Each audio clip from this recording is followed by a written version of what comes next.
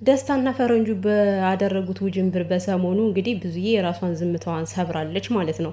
ሩታ ሰው የላትም ሩታ ሰው የላትም የምትሉ ከባልየው ጨምሮ ማለት ነው። እንዴ ይሄ ሁሉ ህዝብ ታዲያ ከማን ጎን ነው ያለው? ሩታን የሚወደው ሩታን የሚደግፈው ህዝብ እኮ ልክ እንደ ምድር አሸዋ በሉት እኮ። አይታያችሁም እንደዚህ አምረው ደምቀው?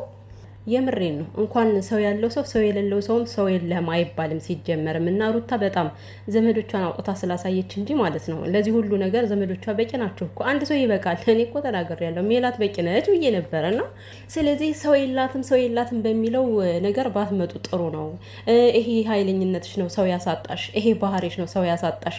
እሷን ለማሸማቀቅ ነው አሁን አብርሽ ስትናገረው የነበረ ማታ ማለት ነው በትናንትናው ቪዲዮ።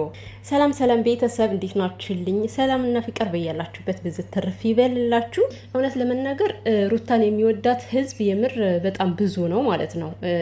እኔ እንጃ ባያደረገችው ነገር እንኳን እንደው የተወሰነ ሰው ካልሆነ በስተቀር የተነሳችሁባት የምር ማንም ሰው ሩታን ያለመደገፍ ወደኋላ ብሎ አያውቅም። ሁሉም ሰው ይደግፋታል፣ ሁሉም ሰው ይወዳታል። ወዳጆቿ በጣም ብዙ ናቸው። ለዛውም አቋም ያላቸው የማይቀያየሩ እግዚአብሔርን እስስት ያልሆኑ ወዳጅ ነው ያሏትና ፈረንጁና ደስታ ፍላጎታቸው የእነሱ ነገር በጣም የሚገርም ነገር ነው። እኔ ማለት በዚህ ሙድ ገብቶ ደስታ ፍቅሩን እንድትቀበለው አስቦ ነው ከጎኗ ቆም ያለሁ ብሎ ከዛ እሷ እንድትራራለት ነው። የምር ደስታ ይሄን ነገር አቅዳችሁት ከሆነ እንዳታስበው። ምክንያቱም ፍቅርን በዚህ መልኩ ልታሸንፈው አትችልም። የፈለገ ነገር ብትንከባለልላት ራሱ ልቧ ካልፈቀደ ልትቀበልህ አትችልም። እውነት ይህን ነገር ይህን ተንኮል አስበው ከሆነ ማለት ነው። ከዛ በተረፈ ግን ይህን ነገር አያደርጉም አይባልም። የአብርሽ ጄሌዎች እኮ ስንት ነገር መፍጠር የሚችሉ ሰዎች ናቸው አይደል እንዴ? ባልና ሚስትን ካለያዩ ልጁን መውሰድ ምን ያቀታቸዋል እንዴ? ገብተው ፋይል ሰረቅን ብለው ያወሩ ሰዎች አይደሉ? ስለዚህ ቁልፍም ስላላቸው ሊገቡ ይችላሉ። ጠርጥር ታሞ ከመሟቀቅ መጀመሪያ መጠንቀቅ የሚባል ነገር አለ። ስለዚህ ቅድመ ጥንቃቄው ጥሩ ነው ሩትዬ። እና ብዙዬ ምን ስትል ነበረ? እኛ እኮ ዛሬ በምናደርጋቸው ነገሮች ነገ ተነስተን የሆነ ነገር ልንሆን እንችላለን። ነገ በህይወታችን የሚደርስብን ነገር አናቀም ስትሰማዋትና ማለት ነው። እና ብዙዬ ማለት ነው እንደዚህ አይነት ነገር ካሰብሽ ማለት ሰው የዘራውን እንደሚያጭድ ካሰብሽ አንቺ የስችን ልጅ ባል አሳልፈሽ ለሰው እየሰጠሽ ነበር። ታዲያ ይሄን እንመርቅሽ ማለት ጥሩ ስራ ሰርተሻል ብለን እናመስግንሽ እንዴ ሰው እኮ ከሰው ላይ አይደለም ምክርም ሆነ ምንም መዘርጋት ያለበት ከሰው ላይ ብቻ አይደለም። መጀመሪያ ራስንም መምከር ያስፈልጋል እኮ። እንደ ደህና ሰው አሁን በቃ እኔ ታሳዝነኛለች፣ ሴት ልጅ ነች ብለሽ እኮ አልማርሻትም። ባሏን ሌላ ሰው ነው አሳልፈሽ ሰጠሽው። እና ሲጀመር በዚህኛው እየበደሉ በዚህኛው ደግሞ ነገርን ለማቃናት መሞከር በጣም የሚመስል ነገር አይደለም። እና የሆነ የማስመሰል ነው የሚሆነው። ሲጀመር ማስመሰል ነገር ነው አንቺ ያሽው። ምክንያቱም ሴት ልጅ ናት ብለሽ የምታስቢ ከሆነ የምር የሴት ልጅ ጉዳት የሚሰቅቅሽ ከሆነ የሚያሳዝንሽ ከሆነ ማለት ነው ከመጀመሪያውም ሩታ አጠፋች አይደለ? በቃ እኔ ከእናንተ መካከል ወጥቻለሁ ብለሽ ተወጪ ነበረ። ግን ከላይዋ ላይ ነው ባሏን ወስደሽ ለሌላ ሰው ያስተዋወቅሽው ማለት ነው። ስለዚህ አንቺ ጥሩ ነገር እንዳደረግሽ፣ ሩታ ደግሞ መጥፎ ነገር እንዳደረገች ሁልጊዜ አትናገሪ። የምር ይሄን ነገር የሚቀበልሽ ይቀበልሻል። እኔ ግን የምትናገሪው ነገር ምን ጭራሽ የማስመሰል ሁላ ነው የሚመስለው። እና ሲጀመር ሩታ ማለት በራስ መተማመኗ የጠፋ ሴት አይደለችም። በራስ መተማመኗን አታጥፉት የምትይ ማለት ነው። መቼም በራስ መተማመኗን የምታጣ ሴት አይደለችም። በጣም ጀግና ኮንፊደንስ ያላት ሴት ነች። እንዴ ማንም ሰው በመጀመሪያ ጥፋቱ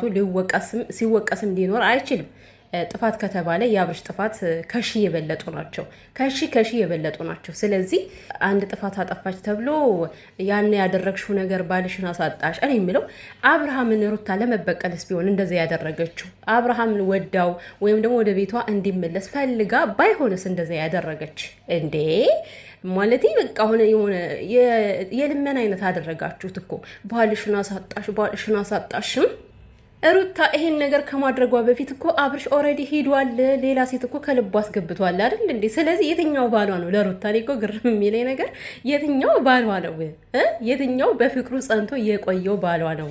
ባልሽን አሳጣሽ እያልሽ አስር የምትመክሪውና ለማንኛውም አብርሽን ብትሆን ያንተ ነገር በጣም ከተወራ ብዙ ነገር ነው እውነት ለመናገር ማለት ነው። ስለዚህ ሩታ ሰው እንደሌላት አታስመስል።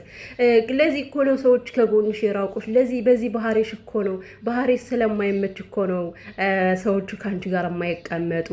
እንዳንተ መቅለስለስ ማስመሰል ስለማልችል ነው በዚህ አጋጣሚ ሰዎች ካጠገቧ የማይቀመጡ። እውነተኛ ሰው ማንም አይፈልግም። እኔ ይህን ስናገር ሩታ አላጠፋችን ብዬ አይደለም፣ አውቃለሁ እያንዳንዷን ጥፋት። ነገር ግን ከአብርሽ ስለማይበልጥ ደግሞ እኩል ናቸው። በቃ እንደውም እኩል አይሆኑም እንጂ እኩል አይሆኑም፣ የሱ ይበልጣል። እንደ ጥፋቷ መጠን ግን በዚህን ያክል ልትገለባበጡ አይገባም ነበር። በተለይ ብዙዬ ሲጀመር አሁን የአብርሽ ልጅ ስለሆነ የእሱም ልጅ ስለሚነካብኝ ብለሽ እንጂ እውነት ሩታ ብቻዋን ብትሆን ኖሮ እንደዚህ ብለሽ ወጥሽ የምታብራሪ ራሱ አይመስለኝም። እና አብርሽ ራስን እንደተፈላጊ አታድርግ። የምሬን ነው ማለት ሩታ ይሁን ነገሮችን አስተካክላ መመለስ ብትፈልግ ኖሮ ማለት ነው ድሮ እግዚአብሔርን ገና የወለደች ጊዜ በራስነቷ እየተቀራረቡ ነበራል። በዛ ሰዓት በጣም እየለመናት ነበረ አብርሃም። ያኔ ነበር የምትመለሰው፣ ግን ስላልፈለገች ነው። እና የሆነ አንተ እንደተፈላጊ አንተ ደግሞ ሩታን እንዳልፈለግ አድርገህ አታስመስል። መጀመሪያ በቃ ነግራለች ከአንተ ጋር ያለው ነገር እንዳበቃለት ማለት ነው። ቼክ እንደማታደርግ እሷን የነገረች እኮ መጀመሪያ። እውነት አሁን አንተ እኔ ቼክ አላደርግሽም ምናምን ነው። ሲጀመር የምትናገራቸውን ቃላቶች ብትጠነቀቅ ጥሩ ነው። አንደኛ የልጄ እናት ናት ብለህ የምታስብ ከሆነ በዚህ መልኩ ማንም እንዲነካት አልፈልግም፣ ክፉ እንድትሆን አልፈልግም እያልክ ግን አንተ የምትናገረው ነገር መርዝ ነው። ከምሬ ነው። እና ሩታ ሰው የላትም ማለት ይሄ ዘበት ነው። በጣም ብዙ ሰው አላት። እግዚአብሔርን እንኳን ዘመዶቹ አይደለም ማለት ነው ሚዲያ ላይ ያለው ሰው በቂ ነው ለሩታ። የማያውቃት ሰው እንኳን ይሄን ያክል ነው የሚንሰፈሰፍላት። እና እኔ እንጃ ሞራልሽን ማጣት የለብሽም፣ በራስ መተማመንሽን ማጣት የለብሽም እያሉ ምክር ይሄ የማይሆን ነገር ነው። ሰው የተሰማውን ነው አይደል የሚናገረው። እኔ ምናልባት እንደስናገር ብዙዬ እንደስናገር የሚደብራችሁ ሰዎች ስላላችሁ ስላየው ማለት ነው። እንግዲህ ምንም ማድረግ አይችልም። እኔ የሚሰማኝ ስለ ብዙዬ ይሄ ነው። በቃ ስለምታስመስል ነው፣ በስትክክል ስለማትሰራ ነው። ገብቷችኋል አይደል? በስትክክል የምትሰራ ቢሆን ኑሮ የሰውን ባለ አንስቶ ለሰው ማስረከብ ይሄ ነውር ነው። ሴት ማለት ይሄ ታዲያ ከክፉ ምን ተናነሰ? አንስታ ባሏንም ተስማሙም አልተስማሙም እኮ ሁለታቸውን መተው ትችል ነበር አይደል እንዴ? ለማንኛውም ሩታ ደግሞ ማለት ነው በዙሪያሽ ያለውን ሰው ማመን ይቁም። እኔ ይሄ ፈረንጁ እስከዛሬ ድረስ ከሩታ ጋር እንዴት ነው ጸባዩ የማይቀየር በአንድ አቋም የቆመ ልጅ እያልኩ ሳወራ ውስጤ እንደዛ ይል ነበረ። ነገር ግን አሁን ላይ እሱ ራሱ በጣም የሆነ እያስመሰለ መጣ። አንደኛ ነገር የማትፈልገውን ፍቅር በግድ እንድትቀበል ያደርጋታል። ሲቀጥልም ደግሞ ይህንንም ያደረገው ፈረንጁ ሊሆን ይችላል። ከሌላ አንጻር ሳይሆን በዚህ አስፈራርተው የሆነ ያኛው ከጎኗ እንደሆነና ከዛ ፍቅሩን እንድትቀበለው። ይሄ ደግሞ አይሆንም፣ የሚሆን ነገር አይደለም። እና ፍቅር እናንተ ስለለመናችሁ ተቀበው ምናምን ስላላችሁ የሚሆን ነገር አይደለም። ልጅቷን ዝም ብላችሁ ባታስጨንቋት።